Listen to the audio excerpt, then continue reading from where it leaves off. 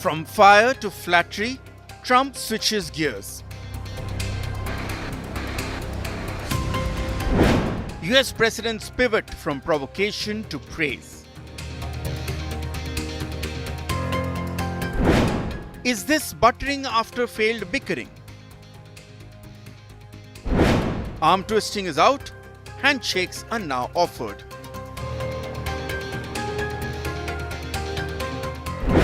Modi responds with measured reciprocation.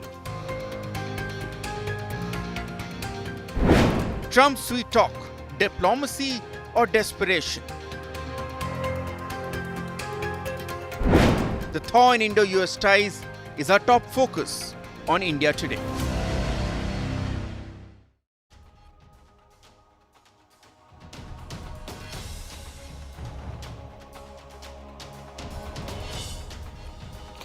So after calling India a dead economy, US President Donald Trump today said India has a very special relationship with the United States and that Prime Minister Narendra Modi and he would always be friends. President Trump insisted there is nothing to worry about ties with India. He said, we just have moments on occasion and that trade talks with India are going well. Prime Minister Narendra Modi responded saying deeply appreciate and fully reciprocate President Trump's sentiments and positive assessment of our ties. India and the US have a very positive and forward-looking, comprehensive and global strategic partnership. Our frayed ties between India and the United States finally on a mend? Or is the sting in the tail? And what should one make of US Commerce Secretary Howard Lutnick less than 24 hours earlier saying India will come saying sorry for a deal in a month or two? I'm Gaurav Sawant. We explore all these aspects, but first, as always, let me get you this ground report. There were tariffs, there were taunts, and there were even threats. But finally, there seems to be a thaw. Just a day after declaring that the US has lost India to the darkest China, Donald Trump has flipped the script. A dramatic change of tone, a sudden turn of face. The US president now praises Prime Minister Modi. He says India and America share a special bond, a bond that hasn't been lost. I always will. I'll always be friends with Modi. He's great. Prime Minister, he's great. I'll always be friends, but I just don't like what he's doing at this particular moment. But India and the United States have a special relationship. There's nothing to worry about. But importantly, the Prime Minister too reciprocates. And in his first direct response to the President of the United States, since ties started straining between the two nations, Modi echoes Trump's remarks, welcoming his words, reaffirming commitment to a strong strategic partnership. Even External Affairs Minister Shankar weighs in, underscoring the personal rapport between Trump and Modi. Prime Minister Modi obviously attaches enormous importance to our partnership with the United States. Where President Trump is concerned, he's always had a very good personal equation with President Trump. US बहुत बड़ी democracy है, भारत विश्व की mother of democracy है. इन दोनों democracies के बीच में अच्छा रिलेशन रहना स्वाभाविक ही है. But the story isn't all hunky-dory. Trump aide Peter Navarro continues his tirade from the sidelines, now accusing India of funding Russia's war through oil purchases and thus claiming Ukrainian lives. And India is hitting back. The Ministry of External Affairs called out Navarro's remarks as misleading. Moreover, he reminds Washington of how the India-US ties have weathered many storms in the past. As far as India-United States relations are concerned, दोनों देशों के बीच में एक comprehensive global strategic partnership है और हम चाहते हैं कि इस पार्टनरशिप को जो मुद्दे तैयार किए गए हमारे बीच में उस पर काम करके हम इसको आगे ले जाएं.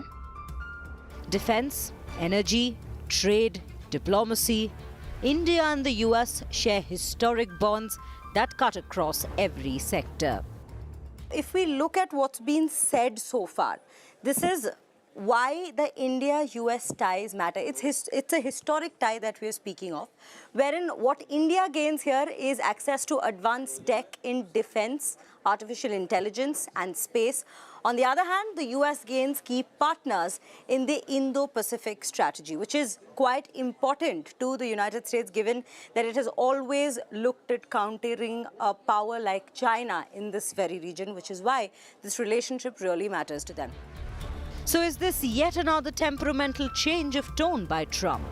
Or is the US president finally realizing that arm twisting and blackmailing Bharat would yield him no returns?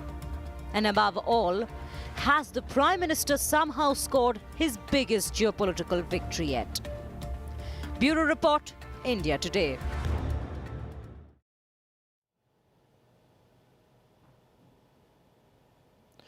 So from saying we've lost India and Russia to deepest and darkest China to saying I don't think we've lost India and calling India a dead economy a month ago to saying India and the US have a special relationship and that there's nothing to worry about. What should one make of all the U-turns, the twists and turns in the ties between two countries that are comprehensive strategic partners? What would happen to the 25% plus additional 25% tariffs or sanctions imposed for buying Russian oil? And will there actually be a trade deal as both India and the US predict in a couple of months? What should one make of Howard Lutnick, US Commerce Secretary, just 24 hours earlier? He was saying India will say sorry within a month or two and have a trade deal on Trump's terms. With all these U-turns, how reliable is the US as a comprehensive strategic partner? Joining me on this India First special broadcast is Ambassador Venu Rajamani, former career diplomat, ambassador to the Netherlands and author, Professor Brahma Chilani, professor, strategic thinker, author and commentator. Abhijit Iyer Mitra is a senior fellow at the Institute of Peace and Conflict Studies. Jayant Krishna was part of the Prime Minister's Skill India mission and senior fellow at the CSIS. And Peter Cardello, chief economist, Spartan Capital Securities, joins us from the United States of America. Ambassador Rajamani, what explains, in your view, the change in Trump's tone and tenor from calling India a dead economy to saying we have a special relationship and that there's nothing to worry about? Rob, I think this is so typical of President Trump. We have been watching this ever since he assumed office. He likes to wheel and deal. He likes to maneuver. He likes to say things, change it the next day, keep everyone guessing, surprise everyone. So I think he has just taken a different tack. He has realized that he has gone a little too far, perhaps, in the aggression against India. And now it is time to put a pause to that, or to put on the reverse gear a bit. So I don't think we can jump to conclusions based on one statement. We'll have to wait and watch what the next steps are on the part of the US. But on India's part, the Prime Minister and the Foreign Minister have given a very measured and a positive response, indicating that if the US is willing to play ball, we are game. I think we have to see what next steps the US takes. What I think is important about President Trump's statement is the fact that he says US-India relations are special, while he's unhappy with what the Indian government is doing right now, or Prime Minister Modi is doing right now. Prime Minister Modi remains a friend, but India-US relations are very special. I think that is good for India. We have always argued that India-US have a very special relationship. And the reason we have not responded to all US provocations is because we are conscious of that relationship, of how important it is, not just for the two countries, but for the world. Oh, absolutely. Professor Chilani, but how would this square with Howard Lutnick just yesterday saying Canada had an elbow up bravado and that fizzled out, and India too will realize you cannot fight and take on the biggest market in the world, and within a month or two, India will be at the White House to say sorry and have a deal on Trump's terms or words to that effect? Make no mistake, what the Trump administration is doing is mounting pressure on New Delhi to accept a trade deal largely on Washington's terms. This is the end objective of the Trump administration. And when Trump blows hot one day and blows cold the other day, This is part and parcel of his strategy. These U-turns that we perceive as U-turns are actually very much the hallmark of his political strategy. For example, by saying that India has been lost to deepest, darkest China, he signaled strength to his base at home. And when the next day he says the US and India share a special bond, he ensures that the relationship with the key partner is not ruptured. So he does both. The important thing we need to note, while we are focusing now whether there's a thaw in the US-India relationship, there was no permanent rupture, so thaw is actually not the right word. But what he is clearly doing, he's trying to twist India's arm. And his Commerce Secretary's remarks clearly indicate that the trade deal he is seeking, Trump is seeking, is not just about trade. It's about other issues. Yes. Like foreign policy, about strategic issues. That's the reason why the Commerce Secretary said that India should leave the BRICS. Yes. They are trying to circumscribe India's strategic autonomy. And there is no way any government, not just the Modi government, any government in New Delhi is going to accept, is not going to accept. Oh, absolutely. This kind of diktat. And by all accounts, so far, and I want you to stay with me because I want to get a quick word in before we open this up for a wider discussion, Professor Chilani. You're absolutely right. He had a long laundry list: leave BRICS, leave buying oil from Russia, and I'll just come to all those aspects. But Abhijit Iyer Mitra, Trump shared pictures of Prime Minister Narendra Modi, the Chinese President Xi Jinping, and the Russian President Vladimir Putin at Tianjin, saying the US had lost India and Russia to deepest and darkest China. Now, is there a realization that he and the MAGA ecosystem went a bit too far and that they were losing India? Or, this is just that part of his blow hot, blow cold tactics. He's still negotiating hard, trying to get India back into that conversation, and bang, that H-1B visa or something else, the sting would be in the tail. Look, he said very early on in his presidency, when that whack job Laura Loomer raised the H-1B visas, that they were crucial to the American economy. He's not going to act on it. It really shows you more about how he uses the MAGA ecosystem. There have been these big MAGA influencers like Jack Posobiec and Charlie Kirk. Charlie Kirk especially, who was used to, vet the ideological loyalty of people joining the administration, who have now been caught flat-footed, advancing a narrative which Trump is now trying to backtrack on. There's a reason, that taco term was applied to him. Now, you can call it taco, which is kind of derogatory, or you can say, like Professor Chelani did, that this is a negotiating tactic.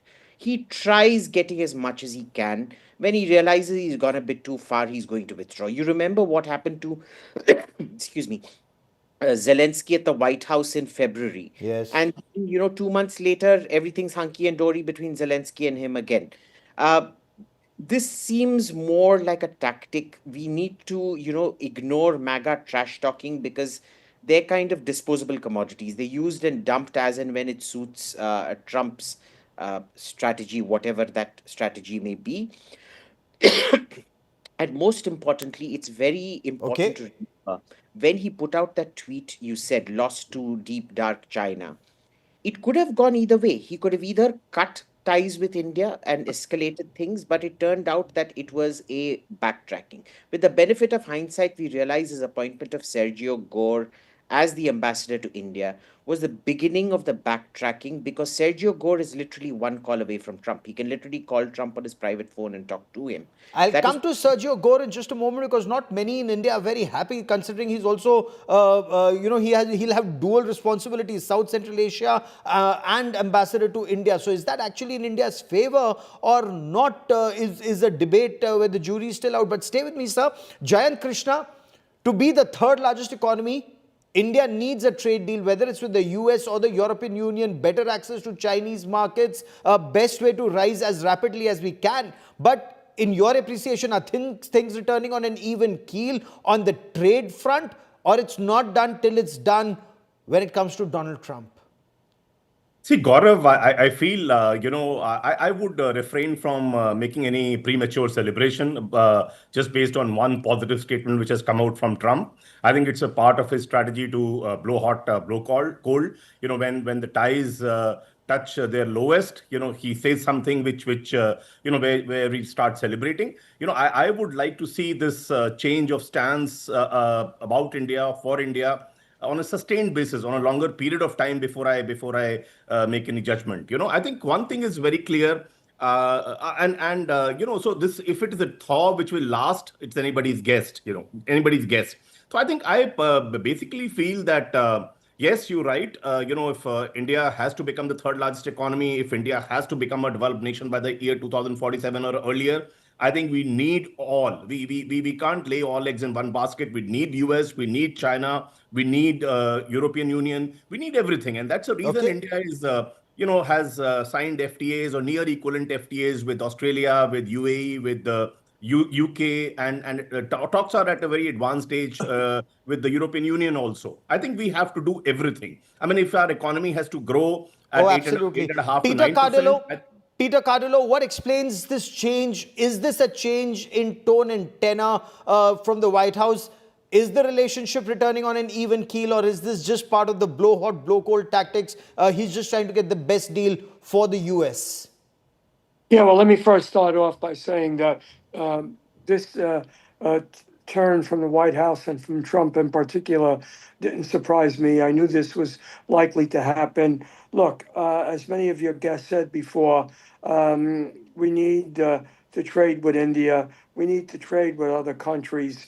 No country is an island, and you can't have total isolation. If you do, your economy will fail. And so Trump's agenda is basically based on lowering the trade deficit and giving hefty tax cuts to everyone, which is a good thing, but it really doesn't necessarily accelerate economic activity to the point if you don't have a trade reduction. And the only way you can do that is by having tariffs. And as you may know, the trade deficit has come down substantially since President Trump took office, and that's due to the tariffs. So if that's to continue, and if he wants to avoid a recession here in the States, he needs to get trade agreements, not only with India, but with other countries as well. But instead of trade agreements, what we see are additional tariffs, and the state of the economy. The American media is talking about headwinds that the American economy is facing. And I'm coming to the aspect of trade and economy in just a moment, and job losses in the United States. But staying on the India-US trade deal, Ambassador Rajamouni, after 5 rounds of talks, we were told that the files after intense negotiations were on Trump's table. And suddenly, we saw the imposition of 25% tariffs and then an additional 25% tariffs to punish India for what many have described, even in the US, as American failure. Many a slip between the cup and the lip. Even now, both sides are talking about a trade deal in a month or two. Or is this just posturing from both sides? Well, Gaurav, the honest answer is we don't know. And more important is the fact that President Trump, as per the reports, was the crucial person who refused to go ahead with the deal and instead said, let's go with 50% tariffs, if that is correct. Has he really changed his mind? We do not know. Now, there has also been a lot of speculation on what would have caused his upset with India. But whatever be the reason, we are not sure whether he has changed. Sir, give me a moment as we try to improve our audio link with you. We seem to be losing it for some reason. But Professor Chilani, India has stood firm on our red lines, not opening up agriculture, dairy and fisheries sectors. And Howard Lutnick seemed to indicate that we have to open up our sectors. We continue to insist that we have to have freedom to decide where we secure our energy needs from. Howard Lutnick says India will not only have to open up our markets, but will have to choose sides. The point that you were raising, say no to BRICS, no to oil from Russia, protect US interests. This divide appears to be too wide to bridge. Gaurav, it's important to remember one important thing about Indian economy. It's not an export-oriented economy. Rather, it's a domestically oriented economy, an economy that relies on domestic consumption for its growth. So, trade is important. A trade deal is important with the US. It's important only because the US-India relationship is critical for India, for technology and for its military security. It's in that larger context, a trade deal is important. Eventually, a trade deal will be signed, but not the one-sided trade deal that Trump wants. But the strains in the current US-India relationship have already proved to be one factor leading to Modi's cancellation of his visit to the UN General Assembly later this month. He normally, when he goes to New York for the UN General Assembly session, he meets with US corporate leaders, he meets with Indian diaspora. Today, the environment is not conducive for his visit. So even though the latest statements from Trump and Modi seem to indicate softening of the strains, we should not forget that at the same time, Modi's cancellation of his visit to the UN General Assembly indicates that the chill in the US-India relationship, the chill that Trump has caused, that remains an important issue. And I think it's important for us to recognize that while India has offered some concessions in the agricultural and dairy sectors, the Americans are actually demanding much more, not just in agriculture and dairy sectors. They're demanding a deal. Let's look at the trade aspects of it. They want a trade deal under which India will open up its entire market and accept American imports at zero tariffs, while they will still retain, the Americans will still retain. And in the last negotiations, they were still saying that they will retain 20% tariffs on Indian exports to the US. So this kind of lopsided trade deal that they want, forgetting about the foreign policy and strategic issues that they're also trying to incorporate into the trade deal, there is no way the Modi government can save face at home by accepting such a trade deal. So there's no way such a trade deal can be signed. If they want a trade deal, it'll have to be a balanced trade deal. India is not the EU, India is not Japan, and India certainly is not South Korea. They cannot impose a one-sided trade deal on India. And as we have seen from Mexico, once you give in to one demand of Trump, he comes back with another demand. You accept the second demand, he comes up with multiple more demands. This is what Mexico is discovering, that if you accept one demand, you open the door to unending demands from Trump. Yes. And that's exactly why never given to a bully in the first place. And Abhijit Iyer Mitra, India appears to have stood firm. Those pictures from Tianjin, they were the most talked about pictures, not just in China, but across the world. Not just India, China, Russia together, but Prime Minister Narendra Modi walking hand in hand with the Russian President Vladimir Putin. But will the MAGA ecosystem, that surround sound, will that die down with a strategic direction from Trump? The fact that Prime Minister Narendra Modi responded saying that he reciprocated Trump's sentiments. I mean, those are not India's sentiments on our own. We've only reciprocated. Clear indication that an initiative came from Trump's side. India responded positively. There's no way that the MAGA ecosystem can try and spin this as India came seeking dialogue, India came and agreed to a deal on Trump's terms, or words to that effect that Lutnick seemed to indicate. Absolutely. Look, we learnt our lesson from Operation Sindoor. What happened out there? Rubio and Vance made the calls. Trump never made a call. And he then said, "Oh, I brokered peace." And remember, our position was the same as it was on day one when Jaishankar called his counterpart in Pakistan and said, "Look, we're only targeting your military terrorist targets. We're keeping you out of it. If you stop, we'll stop." It was the same thing. Then the Americans told the Pakistanis to call. They called us. We did it, but Trump took all the credit. Said, we had called and we were desperate to get out of the situation and things like that. We learnt our lesson from there. We've played the game perfectly. He postures, we posture. Now, MAGA tends to do a bit of low level posturing. We didn't do that. There was none of that trash talking on the side that happened. The whole point of SCO, as I understand it, Prime Minister Modi did not want to go to the SCO, especially because it was in Tianjin, but in China, sorry. But he went. It had the intended effect. Right now, if you're looking at this, all you're seeing is Trump got scared of those photos of Putin, Xi, and Modi walking together. They have executed the reversal in course. Okay. I don't think it's all smooth sailing, by the way. Yes. There is probably going to be another 2-3 little scares in between before it comes back to normal in about a month or 2 months or so. Okay.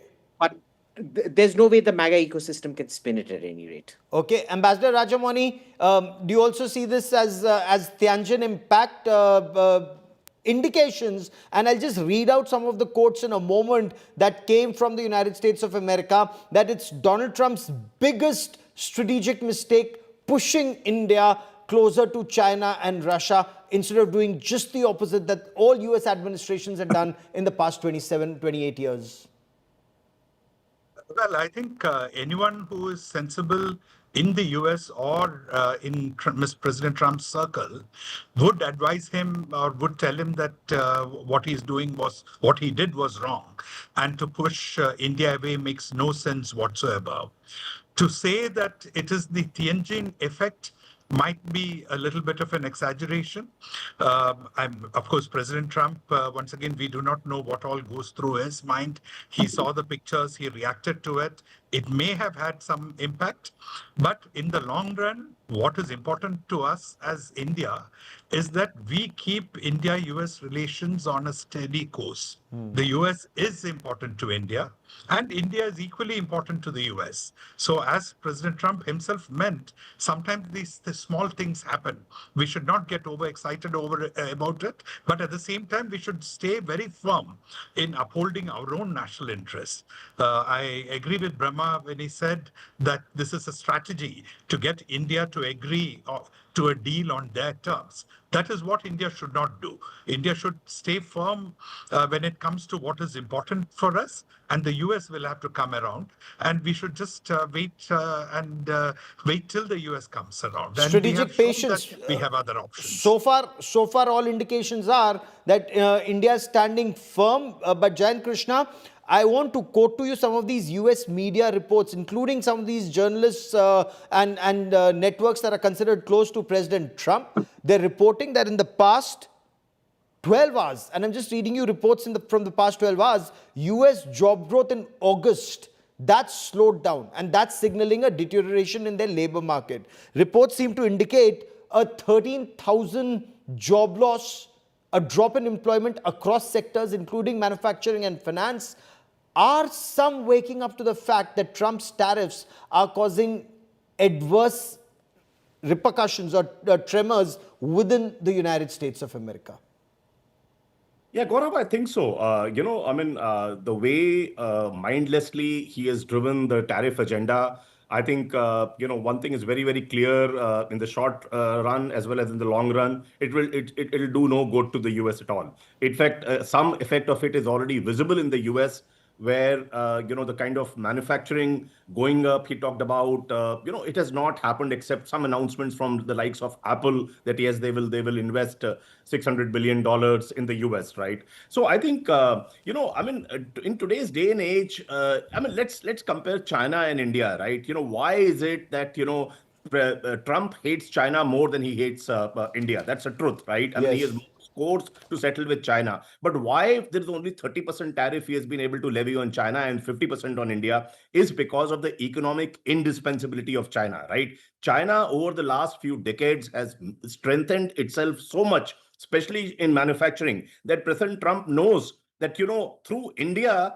through 50% tariff on India, President Trump is sending a signal to China that, look here, we can go as bad as 50%, if not more, right? Because China has become so economically indispensable that if US increases the tariff on Chinese imports beyond this percentage, it will hurt American economy also. It already right? is when they held back rare earth material. But Peter Cardillo, I want to quote a report saying the US has added just 5,98,000 jobs so far in 2025. And this report then goes on to say that outside of 2020, when the pandemic hit, that's the fewest for the first 8 months since 2009, when the economy was barely recovering from that financial crisis. So, in your view, will the US see the adverse impact and do a mid-course correction? Or will the MAGA ecosystem actually now increase the rhetoric on that H-1B visa to specifically target India for a trade deal? Yeah, well, with the labor market basically crawling down to a halt, that's bad news for the American economy, and that could mean that if the tariff situation doesn't come to some sort of conclusion, not only with India but with other nations in a very short period of time, it could mean that the economy could be headed for a recession. And so that's one more incentive for the White House and for Mr. Trump to make deals. And I kind of think that that's what's going to happen. In terms of India, I have no doubt that, the 50% tariffs that were placed on oil and the 25, 35% other tariffs will be eliminated and will be brought down to levels that both the United States and India can live with.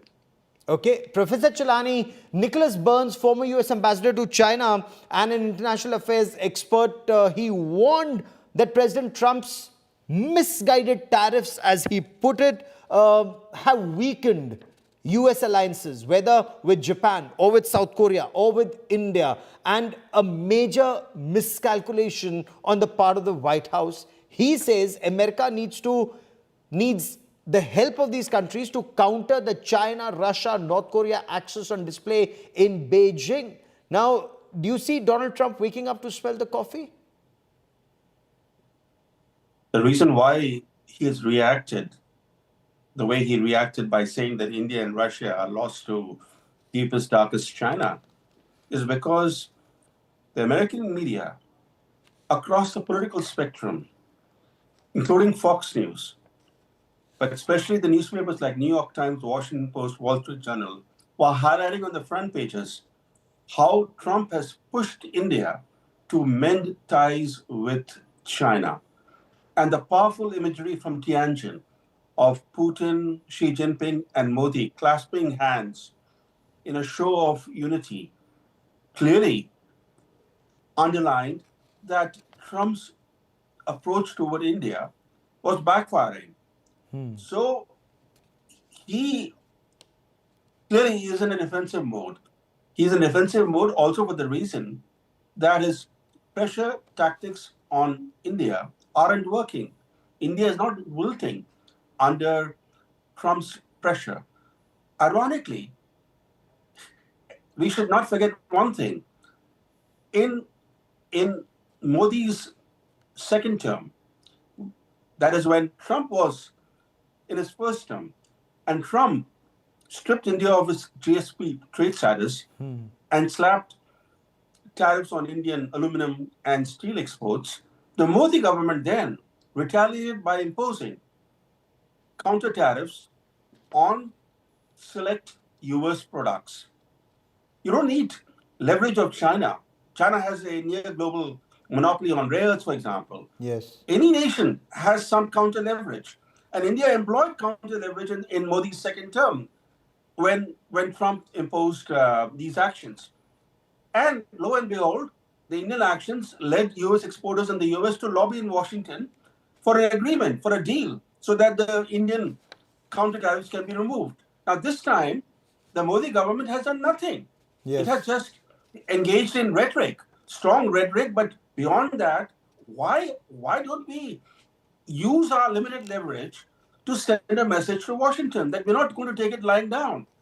So it appears to me, and I've seen that across governments now, successive governments, the longer they stay in office, the more risk averse they become, Okay. unfortunately. Okay, Ambassador Rajamani, is that also your appreciation? Should we use the leverage or wait for an appropriate time to do so, or see whether without using that leverage, do things come back on an even keel? I think this is the time for strategic patience, and that is what the government is exercising right now. The statement by President Trump marks a small shift in the reverse gear. Let us wait and watch. If you want to take aggressive actions in response, there's plenty of time for that. But for the time being, we can wait and watch. We can see if the US changes its tack, and if it is possible to have a trade deal which is on equal terms, which meets the requirements of both countries, which is equitable. And at the same time, we must also keep in mind that the tariffs because of purchase of Russian oil is directly linked to what happens between Russia and Ukraine. Yes. And the US has been playing a major role there in trying to bring the countries together and the war to an end. So we need to wait and watch what happens there. If there is a ceasefire, if there is a pause in the fighting there, automatically the need for sanctions against Russia would go away, and along with that, the tariffs. Okay, so Peter Cardillo, should that happen, should there be peace between Russia and Ukraine, those additional 25% tariffs go down. India, anyway, from what sources tell India today, was pitching for a tariff much lower than 20%, let alone 25%. But in a way, there are the people in India who say, why should we be punished for Donald Trump's failure to get a ceasefire between Russia and Ukraine? And should Donald Trump also tell that MAGA ecosystem, whether it's Peter Navarro or Howard Lutnick, who called it either Modi's war or said that India would come to the talks table in a month or two to say sorry, to not use these kinds of words because they adversely impact the relationship? Well, I think when it's all said and done, you're probably going to have a maximum tariff of about 15%. You know, the harsh talk that comes out of Peter Navarro and Lutek, they're just playing the same game that Mr. Trump is playing. And so I wouldn't put too much into that. You know, the best judge of all of this are the markets. And the markets have not been really afraid, nor have they acted negatively to the statements that's been coming out of the White House, in particular Navarro, Lustek, and President Trump himself. So I think the market is convinced of that, like I am convinced of it. So it's just a matter of time. I think at the end we're looking at 15% maximum tariffs on India and most likely other countries as well. If you look at what happened with Japan, President Trump finalized the trade deal just the other day, and it was 15%. Yes, but look at the kind of words they've used, that Japan will invest $500 billion and President Trump will decide where those $500 billion will be invested. And India cannot make either these promises, Abhijit Iyer Mitra, of investing billions of dollars in the United States of America, nor let Donald Trump decide where any investment in the US, should it happen, how will that be spent. But President Trump, Abhijit, has had no success on the Ukraine front. And Ashley Tellis cautioned White House, saying, stop singling out India as the author of the complications for Trump's peace initiative in Ukraine. There are many who bear the responsibility for making Trump's life difficult with respect to Ukraine's peace initiative. Stop singling India out as if that's the only author for his misfortunes. Yeah, let me just respond to that by saying this, is that these big promises that come for investments, not only from nations, but also from corporate America, most of them don't come to fruition. Yes. So I wouldn't put too much into that. Fair enough. Abhijit?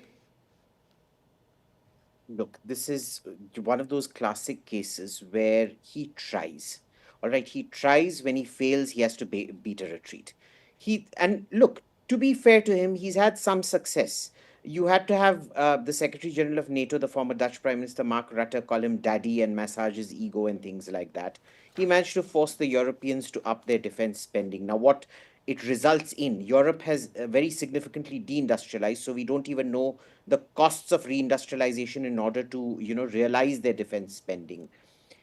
Ultimately, what Trump is doing is he's distorting the US market and he's imposing higher costs on American citizens. Remember, all Yes. these tariffs are not borne by the producer, they are borne by the American consumer. And differential tariffs lead to a great distortion of the US market, which leads to lots of, down the supply chain costing. So the inflation can actually multiply rather than just add up to the sum total of those tariffs. Best of luck to him. In this particular case, we stood strong. We didn't trash talk. I think it's very important in such cases, and I agree with Rajamani sir, that strategic restraint is very important. The last thing we need to do is become like Krishna Menon, going and hurling abuse at America for everything under the sun Yes. and respond to everything. Or give those pointlessly gratuitous statements that Indira Gandhi or Rajiv Gandhi or Nehru used to do. Okay. Unnecessary. We've achieved our goals. That's all we required. Okay, but is the trust lost, Professor Brahmachalani, before I, bring in Ambassador Rajamani, has that trust been lost? Because, Professor Chilani, a relationship requires predictability. And with the US now, we don't know what Trump will say on Monday, what he may say on Tuesday, and what will the situation be on the weekend. You're absolutely right, Gaurav. It takes long efforts to build mutual trust. It took 25 years to build some degree of mutual trust between the US and India. Now that trust has been corroded to a significant extent, and rebuilding it will take time. But in a way, it's good for India because Trump has opened India's eyes. He has opened India's eyes to the risks of too much dependency on Washington. Just the way during Operation Sindoor, he opened India's eyes to relying too much on the US for military hardware, for defense cooperation. So these developments, in a way, are good for India because we tend in India to get carried away. Realistically, we should have known all these facts. Yes. Yet we are a sentimental lot. We get carried away very easily, and we believe in things like peace and restraint. For example, the counter tariffs that Modi imposed in his second term against the US on select American exports to India eventually led to a trade deal on the eve of the 2023 G20 summit in New Delhi. Without the Indian counter tariffs, there would have been no deal. Okay. The trade deal resulted from the Indian counter tariffs. The American exporters were lobbying Washington to get these Indian counter tariffs removed. So ultimately, I completely agree with you. I completely agree with you. Peace only comes through strength. And India, in Sindoor, we were able to display our strength, our military and strategic strength. But Ambassador Rajamani, the point that Professor Brahmachalani raised, when it comes to defense hardware, we are still looking at buying fighter jet engines, a deal worth $1 billion for our the GE404 engines and then GE414 engines. How reliable a defense partner would the United States be? I think that is an uncertainty we will have to live with for as long as we procure systems from the US, and the US indeed has very advanced systems. So the best solution is to make in India, but make in India is going to take a long time, and it's going to be a difficult process without instant results. So already we have diversified our basket considerably so that we are not dependent on any one country. We cannot completely eliminate some dependence on the US, but as the history of India-US relations has taught us, we must be prepared for setbacks. President to president, policies change, the views of administration change, uncertainties come into our relationship. So we must create institutional linkages which can overcome such bumps when they happen. I hope this is also one small instance such as that. Okay, just some headwinds that this relationship is facing. But last 30 seconds that I have on this part of the show, Jayan Krishna, the focus must remain, one, on upskilling, and two, athmanirbharta, and especially when it comes to defense and high-end technology. No, absolutely. I think, the way I see whatever US has done to India, or for that matter to the rest of the world, I think it's a never before opportunity for India to reform big time, right? We have started with GST reforms. I think you are right. We have to take up skilling Indians, very, very seriously. If India has to reap a rich demographic dividend, the time is now, because this so-called demographic dividend is not an endless window of opportunity for India, right? In about 2 to 3 decades time, Indian population would start the negative growth would start in the population. Already the growth rate has slowed down, right? So I think we have to. I mean, one reason why post-COVID, when a lot of countries were looking at India as a worthwhile destination to have their manufacturing supply chains ending at, we did not get those kind of investments. One reason was that, we didn't have adequate skills, especially when it came to Industry 4.0 technologies. I think we as a country, we have to re-energize the Skill India mission. We have to ensure that on all these technologies which matter in manufacturing today, we take it up on a war footing. Yes. I think that's very, very important, Gaurav. Okay, so far things appear to be returning on an even keel, but will it remain so? Or with Donald Trump, until it's done, the deal is still not done. And we'll be tracking that story very closely. To all my guests, many thanks for joining me. That is all I have for you on this India Today special broadcast. Many thanks for watching.